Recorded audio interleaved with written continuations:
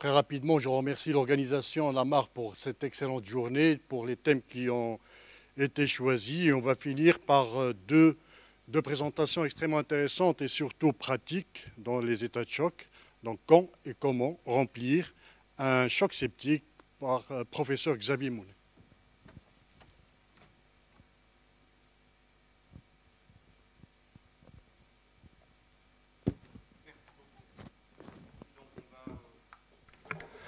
On va donc reprendre le sujet hémodynamique avec quelques messages très pratiques sur comment et quand administrer une expansion, réaliser une expansion volémique. En reprenant un exemple pratique. Choc septique, puisque donc on parle bien du choc septique ici, lors de la phase toute initiale de la prise en charge qui a une hypotension, par exemple à 90-45 mm de mercure.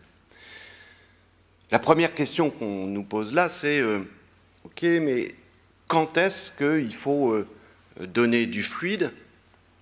Et en fait, je pense que la bonne question pour répondre à cette question, c'est de s'interroger sur les effets physiologiques du fluide. En fait, c'est assez simple et on en a déjà parlé tout à l'heure. Si on s'intéresse à l'effet cardiovasculaire d'un remplissage vasculaire, on est d'accord que l'expansion volémique, elle a pour but d'augmenter le volume sanguin central, d'augmenter le volume sanguin contraint pour augmenter la précharge cardiaque. Et le but, c'est bien d'augmenter le débit cardiaque pour améliorer le transport artériel en oxygène et améliorer la consommation en oxygène. Et c'est un message, donc ça a l'air d'une évidence, mais c'est un message qui est important parce que ça veut dire que quand on donne du fluide, c'est bien d'abord pour augmenter le débit cardiaque et pas pour augmenter la pression artérielle qui n'augmente que de façon contingente. Deuxièmement, on ne donne du fluide que si, à l'évidence, le débit cardiaque est bas. Par exemple, si le lactate est élevé, la SVO2 est basse, si la diurèse est basse, etc. Ça veut dire qu'on ne doit pas donner de fluide, par exemple, juste parce qu'il y a un test de précharge dépendance qui est positif. On donne du fluide pour augmenter le débit cardiaque, et donc on décide de donner du fluide quand on pense que le débit cardiaque est trop bas sur les indices qu'on utilise habituellement, et c'est sans doute le premier message, les effets d'un bolus de fluide, c'est d'augmenter le débit cardiaque, et on doit penser au remplissage vasculaire quand le débit cardiaque est, à l'évidence, bas. Toujours de façon très pratique, si on décide de donner du fluide, la question qui vient juste après, c'est de savoir quel fluide on doit choisir. Et là, vous savez qu'on rentre dans un très grand débat, mais on va régler ça en à peine une minute. Le débat, c'était initialement celui des colloïdes versus les cristalloïdes. Vous savez toutes les études qui ont démontré les effets délétères des hydroxyéthylamidons sur la fonction rénale et l'aggravation de la mortalité dans la population spécifique des patients septiques. Ce qui fait qu'aujourd'hui, le débat, c'est entre les solutés non balancés, cristalloïdes, et les solutés cristalloïdes balancés. Vous savez aussi probablement que la dernière recommandation de la Surviving Sepsis Campaign, c'est de ne pas donner de colloïdes, mais c'est d'utiliser des cristalloïdes, mais des cristalloïdes qui sont balancés. Alors c'est une suggestion et en effet, elle n'est pas fondée sur un grand niveau d'évidence. Je pense qu'on peut définir mieux les besoins en solutés balancés. C'est quoi les avantages de ces solutés balancés? On sait que trop de chlorure dans le soluté salé isotonique est toxique. Vous savez que ça diminue la perfusion de la corticale rénale. Ça entraîne sans doute une augmentation de l'insuffisance rénale. Et dans certaines études de qualité modeste, ça a aggravé la mortalité de patients, notamment en état de choc septique. L'inconvénient, c'est que c'est cher, donc ce n'est pas anodin de choisir ces médicaments. Mais surtout, et c'est là le point essentiel, cette acidose hyperchlorémique, elle ne peut apparaître que pour des volumes très importants de soluté salée isotonique infusée. Et ce n'est pas 500 cc de sérum physiologique, pour parler simplement, qui peuvent entraîner une acidose significative et donc une insuffisance rénale. par exemple dans cette étude-là, mais ça vient de l'utilisation pratique, pour abaisser le taux de bicarbonate de 0,4 millimol par litre, il fallait donner 1 millimol par kilo de chlorure. Ça veut dire que pour diminuer le taux de bicarbonate de 10, chez un homme de 70 kg, il faut donner 9 litres de soluté salée isotonique. 9 litres. Et donc, plutôt que d'avoir une attitude indifférenciée, soluté balancée pour tout le monde, peut-être qu'on peut mieux individualiser ce choix-là.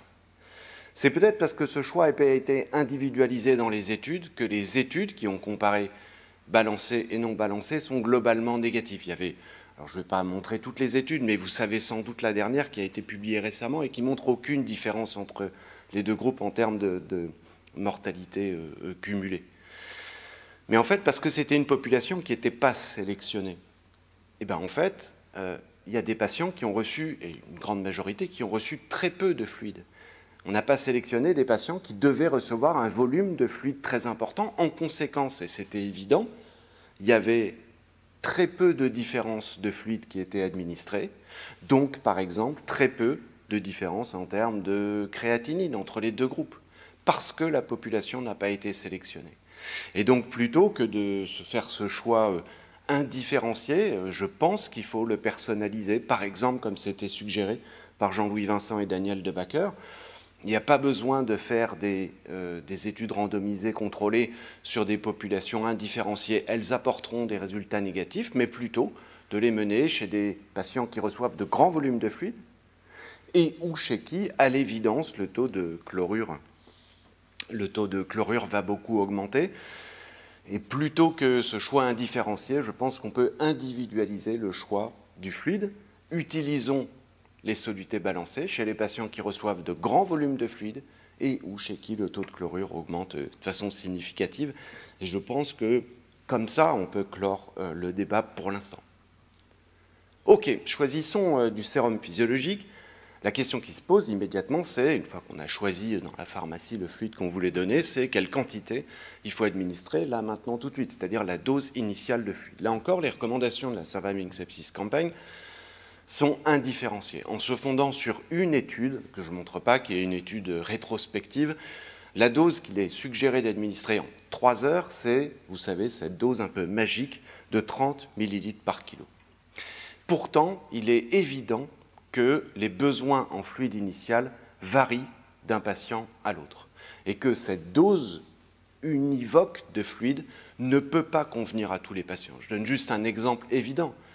Un patient qui a un choc septique sur une pneumonie, il a une hypovolémie initiale, mais c'est une hypovolémie relative qui est due à la vasodilatation veineuse. Alors déjà, elle est très variable d'un patient à l'autre. Mais c'est complètement différent chez un patient qui a par exemple un choc septique sur une péritonite, à qui s'ajoute à l'hypovolémie relative une hypovolémie vraie. Et dès lors, le volume initial de fluide qui cherche à compenser cette hypovolémie est sans doute très différent. Et d'autre part, on peut remettre en cause ce délai de 3 heures pendant lesquelles on ne réestime pas le volume du fluide. Et donc c'est pour ça qu'avec d'autres, dans ce commentaire qui visait à rééquilibrer les recommandations de la Surviving Sepsis Campaign, on disait qu'il fallait mieux individualiser le volume initial de fluide administré et que les choses étaient très différentes d'un patient à l'autre. On ne peut pas utiliser une formule univoque. J'ajoute à cela qu'il faut sans doute réestimer les effets du bolus de fluide initial très rapidement. En tout cas, on peut dire, de façon sans doute plus sage, que le volume initial de fluide qui cherche à compenser l'hypovolémie doit être adapté au degré de cette hypovolémie. OK, donc on donne par exemple 1000 millilitres de fluide, et puis il y a le moment où va se poser la question de la prédiction de la réponse à l'expansion volémique. Là encore, si on suit, alors ce n'est pas écrit directement comme ça, mais les recommandations de la Surviving Sepsis Campaign, on se dit qu'il faut attendre plusieurs heures avant de se poser cette question-là. Or, aujourd'hui, il y a des études, et je montre l'exemple de celle-ci, qui est une sous-analyse de l'étude Andromeda Shock, qui suggère que la précharge indépendance apparaît rapidement chez les patients en choc septique. Ici, c'est une population de patients qui étaient tous répondeurs au fluide initialement, et vous voyez que 4 heures après, il n'y a plus que 20% des patients qui restent répondeurs au fluide. Donc la réponse positive au fluide disparaît très rapidement, et donc ça veut dire qu'assez rapidement, après le bolus de fluide initial, il faut estimer la précharge dépendance. Alors, quel test utiliser? C'est la dernière question qu'on va se poser. Vous savez bien, ce concept de précharge dépendance qui est dû au fait que tous les patients ne répondent pas à un même bolus de fluide de la même façon, à cause de cette histoire de pente différente de la courbe de Frank-Starling. Vous avez déjà vu ces figures 100 fois. En fait, il y a deux éléments dans le problème du fluide. Il y a ce fait que les effets d'un fluide sont inconstamment efficaces, mais ça, à la rigueur, ce ne serait pas embêtant si, en plus, il n'y avait pas un deuxième élément qui est l'importance des effets délétères des fluides qui sont aujourd'hui très bien démontrés. Et on sait aujourd'hui que donner trop de fluide aux patients aggrave leur pronostic, surtout chez les patients en état de choc septique. On sait, ça augmente la pression abdominale, l'œdème tissulaire, l'œdème alvéolaire. C'est sans doute l'effet le plus délétère de cette accumulation de fluide au cours du SDRA, le risque d'insuffisance cardiaque droite, etc. Et donc, finalement, il y a les deux éléments du problème, effet inconstant et effet délétère qui ont été clairement démontrés. C'est pour ça que c'est la logique qui dit que, avant de décider de donner du fluide, il vaut mieux sans doute prédire leur effet avant même de donner le bolus de fluide. Ça veut dire que dans notre tête, on a une sorte d'algorithme comme celui-ci. Est-ce que je dois donner du fluide? Alors ça, une fois encore, on se pose la question que si le débit cardiaque est à l'évidence trop bas. Alors il y a des cas, et à la phase toute initiale du choc septique, où, une fois encore, il y a une hypovolémie évidente, il faut donner du fluide très rapidement, sans chercher à prédire son efficacité. Mais rapidement, après la phase initiale, il va falloir prédire la réponse à l'expansion volémique, détecter la précharge dépendance. Et pour ce faire, vous savez qu'aujourd'hui, ce qu'on utilise, qu'on peut utiliser, sont des indices et des tests dynamiques. Alors en fait, c'est assez simple, ces tests dynamiques, c'est finalement une façon de tester la pente de la courbe de Frank-Starling au lit du patient. Je change la précharge du patient, ou alors j'utilise le ventilateur qui change la précharge du patient, et j'observe les effets sur le volume d'éjection systolique, sur le débit cardiaque. Et si le débit cardiaque change significativement, je suppose que le fluide augmentera le débit cardiaque significativement. Et aujourd'hui, pour ce test dynamique de la précharge dépendance, donc de la courbe de Frank-Starling, il y a plusieurs tests et indices qui sont différents. Et pour terminer, je vous propose rapidement, forcément, mais de voir quels sont les avantages et les inconvénients de ces tests et indices dont on dispose aujourd'hui. Il y a ceux qui imitent les effets d'un fluid challenge, qui reproduisent les effets du fluide, et il y a ceux qui utilisent le ventilateur. Le fluid challenge classique, donc 500 ou 300 cc de fluide, puis on regarde l'effet, c'est à l'évidence la façon la plus simple de tester la précharge dépendance. Il y a deux problèmes. D'abord, pour mesurer ces effets, on en a parlé tout à l'heure, il ne faut pas se fier au seul débit cardiaque, à la seule pression artérielle, il faut mesurer le débit cardiaque, mais surtout, je ne sais pas si vous utilisez le fluid challenge en pratique, mais ce n'est pas un test, ce n'est pas un challenge, c'est le traitement lui-même. Si vous donnez 300, 500 cc à votre patient et que le débit cardiaque n'augmente pas, vous ne pouvez pas retirer le fluide. C'est comme si pour tester l'effet d'un antibiotique dans la pneumonie, on donnait l'antibiotique en réanimation sur une pneumonie grave et puis qu'on se disait, si ça ne marche pas, ce n'est pas grave, on verra après. Et donc, ça induit obligatoirement une accumulation plus importante de fluide. C'est pour ça que l'idée d'un mini fluid challenge est intéressante. Et cette idée qui a été développée par des collègues français de Nîmes, l'équipe de Jean-Yves Lefranc et Laurent Muller, c'est assez simple, c'est de dire je vais donner juste une partie des 500 cc, par exemple 100 ou 150 cc. Je vais regarder quel est leur effet sur le volume d'éjection systolique ou le débit cardiaque. Et ça va prédire les effets du reste du fluide bolus. Donc c'est un mini fluid challenge. Et évidemment, ça induit moins d'accumulation de fluide. C'est l'avantage. C'est facile à faire. Ça n'induit pas de fluide overload, d'accumulation de fluide. Je ne montre pas les études qui montrent que c'est fiable, mais c'est sans doute fiable, même si le seuil diagnostique n'est pas bien déterminé. le point sur lequel je voudrais insister, c'est que si vous l'utilisez chez vos patients, donc 100 à 150 cc de fluide, et regardez l'effet, il faut que vous regardiez l'effet avec une technique très précise de mesure du débit cardiaque, et c'est important. Dans l'étude initiale donc, que je mentionnais, ils ont utilisé l'écho, c'est-à-dire les changements d'ITV sous-aortique. Et je ne suis pas sûr que l'écho soit assez précise pour mesurer les effets d'un si petit volume de fluide. Dans cette étude qu'on avait faite il y a quelques années, le plus petit changement d'ITV sous-aortique que vous pouvez croire, c'est 10%. En dessous, c'est peut-être une erreur de mesure. Un des moyens d'améliorer la précision de l'écho, c'est de garder la main sur le patient pendant qu'il y a quelqu'un d'autre, par exemple, qui injecte le volume du Mini Fluid Challenge. Vous gardez la main dessus avec le faisceau d'échographie dans la chambre de chasse, et dans ce cas-là, vous pouvez croire des changements aussi petits que 4-5%. Donc c'est beaucoup plus précis. En tout cas, vous avez besoin d'une technique précise. Vous pouvez aussi utiliser des techniques très précises, comme par exemple l'analyse du contour de l'onde de Boole. Quoi qu'il en soit, si vous répétez ça 10 fois et qu'il y a des patients qui ne répondent pas, vous induisez quand même une accumulation de fluide et vous ne pouvez pas retirer ce fluide. L'avantage du test de passive leg raising, c'est que c'est un pseudo-fluid challenge, mais qui est réversible, vous le savez. C'est environ 300 cc de sang, même si c'est très variable d'un malade à l'autre, qu'on injecte et qu'on peut éventuellement réverser si le patient n'est pas répondeur. Alors contrairement au Mini Fluid Challenge, ça a reçu beaucoup de preuves dans la littérature. C'est recommandé aujourd'hui par la Surviving Sepsis Campaign si on veut tester la précharge dépendance. Le problème du test de passive leg raising, c'est que vous ne pouvez pas le faire en regardant juste le scope et la pression artérielle. Même la pression artérielle pulsée, parce que dans ce cas-là, vous avez notamment beaucoup de faux négatifs. Et c'est mais finalement, c'est comme un fluid challenge, on l'a dit, vous ne pouvez pas regarder juste la pression artérielle, il faut regarder le débit cardiaque. C'est pareil pour le pseudo-fluid challenge qu'est le passive leg raising. Et dès lors, ces dernières années, les études sur le passive leg raising ont cherché à décrire d'autres techniques que des mesures invasives du débit cardiaque, genre PICO, etc., pour mesurer les effets du passive leg raising. Alors vous pouvez utiliser donc les techniques invasives et chères, c'est très facile à faire, c'est vrai, c'est l'avantage. L'écho, là encore, il faut faire bien attention à la précision de votre mesure. Je ne vais pas montrer toutes ces études, on a parlé de la capnographie, l'Entidal CO2 tout à l'heure.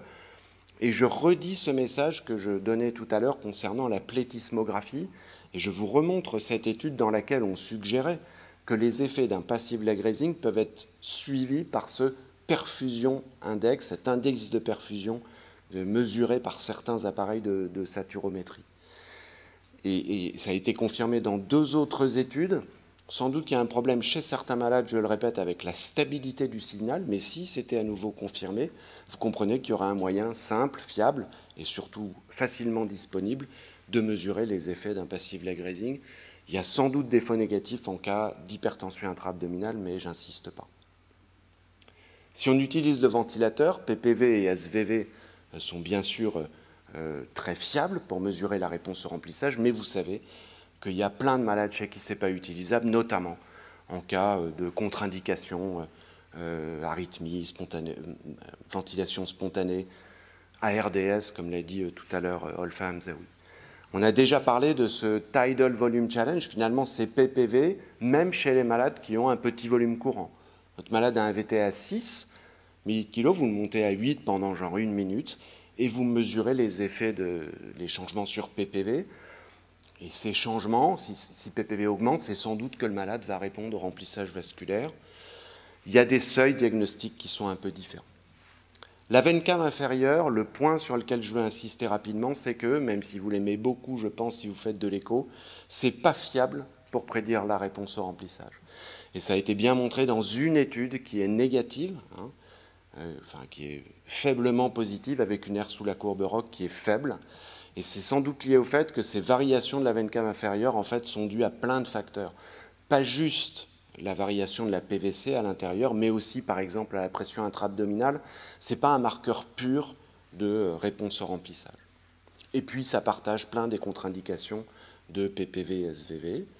Enfin, le dernier test, c'est la pause télé-expiratoire. C'est assez simple, le ventilateur, donc à chaque insufflation, il baisse la précharge, comme on l'a vu tout à l'heure. Et donc, si j'arrête la ventilation en téléexpiration, pendant quelques secondes, la précharge cardiaque augmente. Si le débit cardiaque augmente au terme de ces 15 secondes, c'est que les deux ventricules sont précharge dépendants. C'est bien démontré, il y a plusieurs études qui ont montré que c'était positif, on l'a montré dans cette méta-analyse. C'est mesurable avec l'analyse du contour de l'onde de pouls, et je dois dire que c'est la technique la plus facile pour mesurer les effets de la pause téléexpiratoire, mais là encore, il y a d'autres études qui ont cherché si ça ne pouvait pas être détecté par l'écho, alors ce n'est pas très facile, j'insiste pas, ou alors avec la plétismographie, et dans une étude, on a montré là encore que les variations de plétismographie pouvaient être intéressantes. Ça nécessite néanmoins que vos patients soient assez bien sédatés pour qu'ils n'interrompent pas la pause téléexpiratoire qui dure quand même 15 secondes. Donc vous aurez compris qu'au total, les 3 tests que je préfère, c'est le mini-fluid challenge avec une technique précise, le passive leg raising et la pause télé-expiratoire. Et je vous remercie beaucoup pour votre attention. Merci beaucoup, professeur Xavier, donc, pour cette présentation tout à fait claire. Et donc, s'il y a des questions dans la salle. Oui.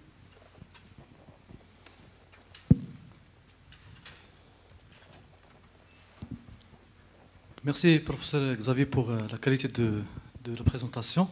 Je voulais juste demander, par rapport aux patients très vasoplégiques qui demandent beaucoup de remplissage, avec un œdème qui est diffus très important.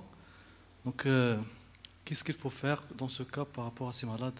C'est une très bonne question, parce que le problème, c'est que chez ces malades, les effets du fluide sont très transitoires. Sans doute que vous sous-entendez, chez ces malades, notamment septiques, ben oui, on donne un remplissage, oui, il va augmenter le débit cardiaque, mais 10 minutes après, il n'y a plus aucun effet.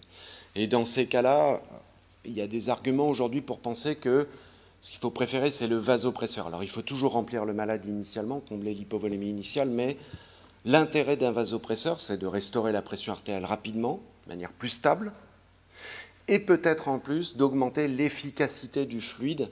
C'est-à-dire, au lieu de donner un remplissage qui va se diluer dans un secteur veineux très dilaté, c'est de faire qu'il va se diluer dans un secteur beaucoup plus restreint. Ça va en quelque sorte baisser le volume de distribution quand le malade est déjà sous noradrénaline.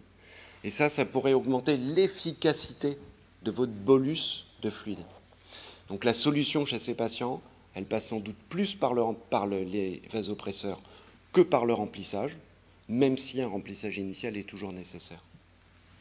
Parce que ça nous arrive, on est sous forte dose de vasopresseurs, surtout noradrénaline, parce qu'on dispose uniquement de noradrénaline.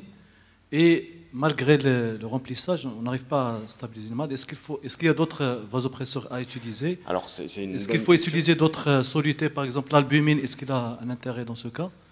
L'albumine, les études, notamment dans le choc septique, n'ont pas montré d'avantage évident, donc à la réserve sans doute aux patients hypoalbuminémiques, peut-être à ceux qui ont eu déjà des grands volumes de fluide.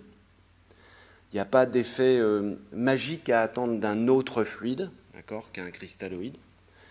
Sur les vasopresseurs, vous savez qu'il y a un débat, parce qu'il n'y a pas d'étude qui ait clairement montré que la vasopressine dans les chocs réfractaires avait un avantage, ou sinon peut-être justement chez les malades les moins graves, ce qui n'est pas très logique. Donc, certains utilisent des fortes doses de noradrénaline, jusqu'à on monte, et d'autres la remplacent par la vasopressine. Et ce qui est suggéré, c'est d'utiliser la vasopressine en deuxième intention, mais sans qu'il y ait un niveau de preuve énorme. Une fois encore, la solution vient plus des vasopresseurs que du fluide dans ces cas-là. Justement, dans le même ordre d'idée, c'est-à-dire qu'on a peut-être tendance à trop remplir les chocs septiques, parce que il faut les remplir, mais vous avez bien dit que c'est dynamique, que ça varie d'un individu à un autre, et que quand on est en pratique, en garde devant un choc septique, on commence toujours par remplissage, et on a cette crainte pour essayer de retarder au maximum les catécholamines ou de ne pas mettre les catécholamines. Je pense que ce que je disais là, c'est... ça se trouve que peut-être, moi j'ai toujours l'impression qu'on remplit un peu trop les chocs septiques. Sans doute, et en tout cas, commencer la noradrénaline précocement, voire immédiatement avec le fluide s'il y a une vasodilatation très importante, c'est sans doute justifié. Oui. et ça peut réduire les besoins en fluide totaux. Hein, il y a quelques études qui le suggèrent. Donc la noradrénaline précocement. Et puis ne pas donner de fluide si on sait qu'il va être inefficace chez les malades qui sont précharge indépendants. On peut attraper un choc septique devant nous, c'est-à-dire qu'on est là, on sait que le malade n'est pas très hypovolimique. On le voyait bien avant quand on faisait de la chirurgie des voies biliaires, le malade développait des chocs septiques en opératoire parfois, et en post-opératoire immédiat. Et on sait qu'il n'est pas hypovolimique, on peut démarrer d'emblée les catécholamines pour ne pas trop remplir ces malades.